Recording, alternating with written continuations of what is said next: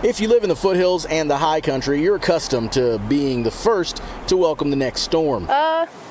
It gets pretty slow, like just not much going on. There really isn't much to do when you can't see where you're going. Folks in Evergreen told us it's just easier to settle in and ride it out. We have a old Jeep with a plow on it and a whole house generator, so if we lose power, I think we're good for 5 days of propane. For the things you don't have on hand at home, there's always the neighborhood grocery store down the street. Less of a mad and more of a relaxed dash to the grocery aisles here. Then it's back on home. Do what I would normally do, yeah. Netflix, internet, social media? Yeah, I mean, we're used to the snow, so we just do whatever. Not to mention cozy up. Some folks are hardier than others, but it'll still be cold out.